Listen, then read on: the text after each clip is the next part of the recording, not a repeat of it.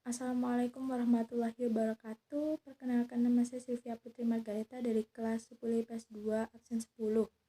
Di sini saya akan mempresentasikan hasil penelitian saya yang berjudulkan Pengaruh Internet terhadap Pola Pikir Remaja. Studi kasus terhadap siswa kelas 10 IPS dan Bahasa di SMA Negeri 8 Malang. Bab 1. Pendahuluan. 1.1 Latar belakang. Sejalan dengan perkembangan zaman, kemajuan teknologi internet semakin maju. Internet adalah suatu jaringan komputer yang dapat menghubungkan suatu komputer atau jaringan komputer ke komputer lain, sehingga dapat berkomunikasi atau berbagi data tanpa melihat jenis komputer itu sendiri. Data tahun 1999, jumlah komputer yang dihubungkan dengan internet di seluruh dunia mencapai lebih dari 40 juta dan jumlah ini terus bertambah setiap harinya.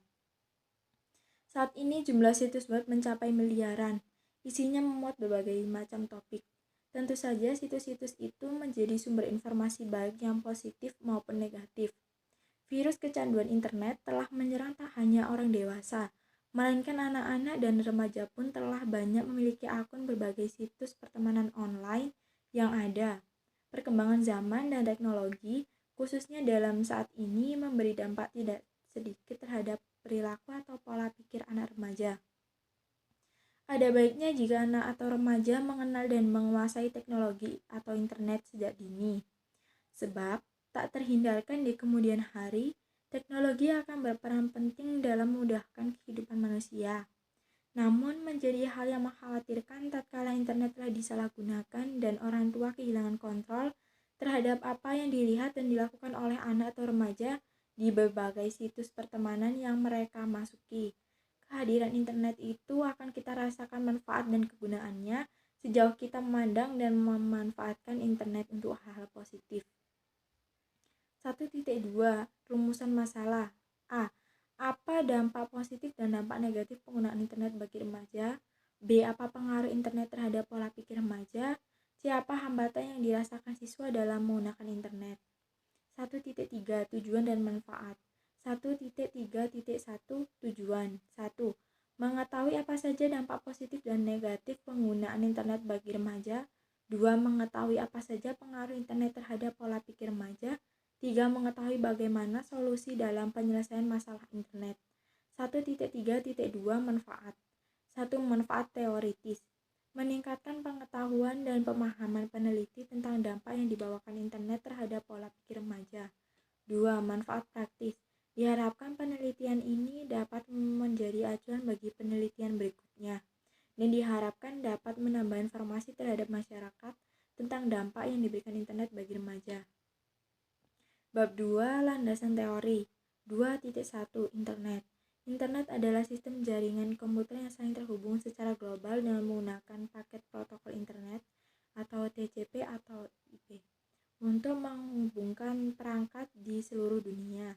Ini adalah jaringan dari jaringan yang terdiri dari jaringan privat, publik, akademis, bisnis, dan pemerintah lokal ke lingkup global. Dihubungkan oleh beragam teknologi elektronik, nirkabel, dan jaringan optik. Internet membawa beragam sumber daya dan layanan informasi, seperti dokumen hypertext yang saling terkait dan aplikasi World Wide Web atau WWW, surat elektronik, telepon, dan berbagai berkas.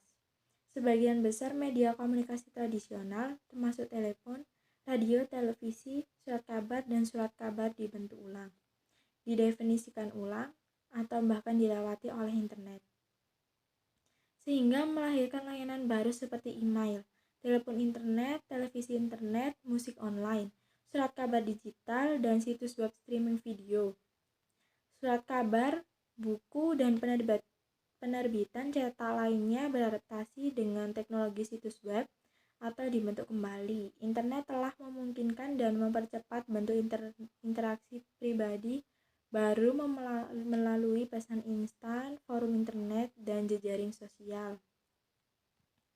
2.2 Interaksi sosial. Interaksi sosial adalah hubungan sosial yang dinamis berupa hubungan antara individu yang satu dengan individu lainnya, antara kelompok yang satu dengan kelompok lainnya, maupun antara kelompok dengan individu. Dalam interaksi sosial terdapat simbol, di mana simbol diartikan sebagai sesuatu yang nilainya atau maknanya diberikan kepadanya oleh mereka yang menggunakannya.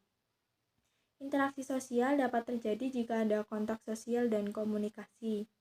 Bab 3 Metodologi penelitian. 3.1 Desain penelitian.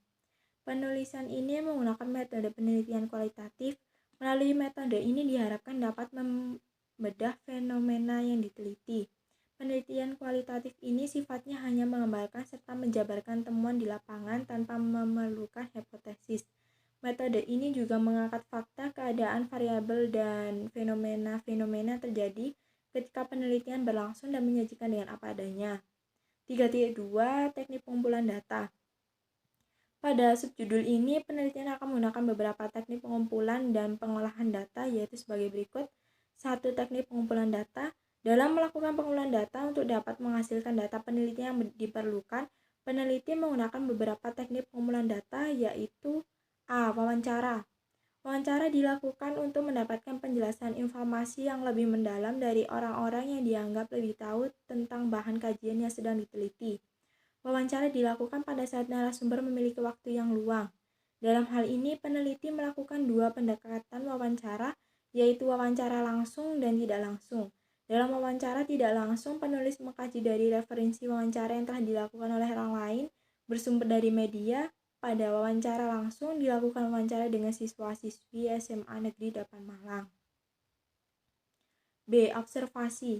Observasi dilakukan untuk mengumpulkan data-data melalui pengamatan berdasarkan perkembangan yang terjadi di lapangan. Dalam hal ini, peneliti juga merupakan bagian dari keluarga besar SMA Negeri 8 Malang. Jadi, mendapat kesempatan untuk melihat dan mengamati data-data secara langsung. 2. Teknik pengolahan data. Pengolahan data dilakukan setelah proses pengumpulan data selesai.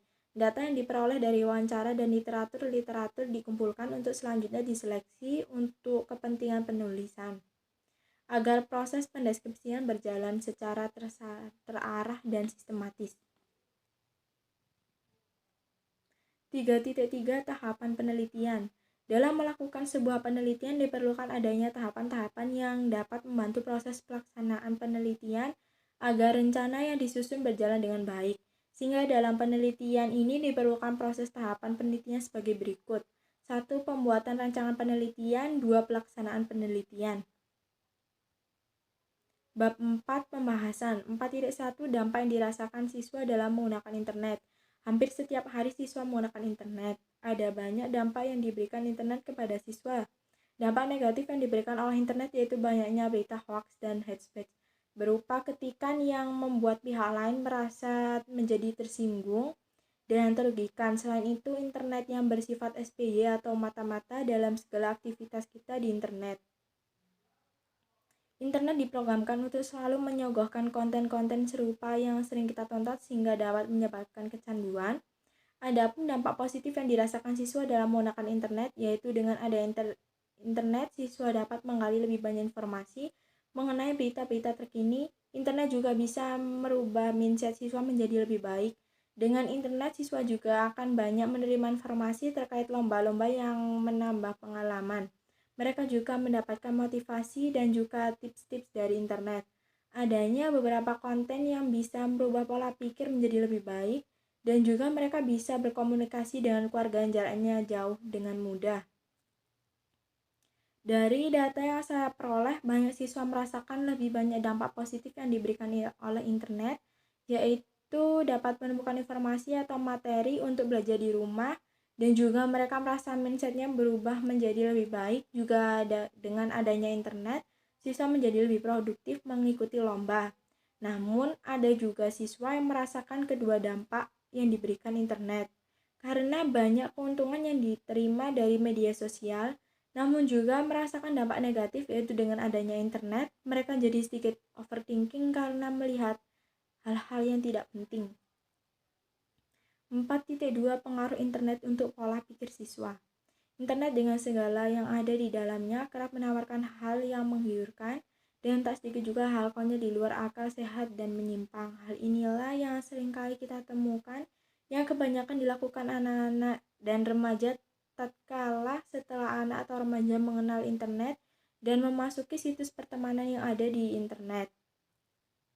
Dan juga banyak game-game online yang tersedia di internet membuat anak atau remaja betah berjam-jam di monitor komputer, bahkan begadang hingga larut malam sehingga anak atau remaja cenderung menjadi malas dan tidak berkonsentrasi dalam belajar. Dan juga pada jam belajar dengan sebuah gadget di saku yang sebentar berbunyi. Dan jika dilarang, umumnya mereka anak memilih cara lain yakni tetap bermain dengan sembunyi-sembunyi. Tatkala internet telah disalahgunakan anak atau remaja, tentunya hal negatif yang tak diinginkan akan terjadi. 4.3 Hambatan siswa dalam menggunakan internet. Jaringan internet yang tidak stabil dan juga berisikan timeline yang berisikan konten-konten menarik sehingga lupa waktu, dan juga mereka suka cemas jika melihat sosial media orang lain atau melihat komentar orang lain yang mereka tidak setuju. Bab 5 Kesimpulan. 5.1 Kesimpulan dari data yang didapatkan dapat disimpulkan bahwa kehadiran internet itu akan kita rasakan manfaat dan kegunaannya sejauh kita memandang dan memanfaatkan internet untuk hal-hal positif. Namun menjadi hal yang mengkhawatirkan tatkala internet telah disalahgunakan, orang tua kehilangan kontrol terhadap apa yang dilihat dan dilakukan oleh anak atau remaja di berbagai situs pertemanan yang mereka masuki, dan juga banyak berita hoaks yang tersebar. Tapi tak bisa dipungkiri internet dengan segala hal yang ada di dalamnya kerap menawarkan hal yang menggiurkan dan tak sedikit juga hal-hal konyol di luar akal sehat yang menyimpang.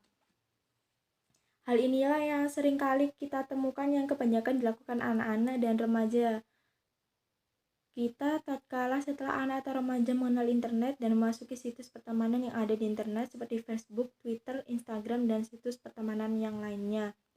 5.5 Saran. Siswa harus belajar untuk lebih bijak dalam menggunakan internet. Mintalah bimbingan kepada orang tua bagaimana cara menggunakan internet yang baik dengan cara mencari informasi yang benar di internet.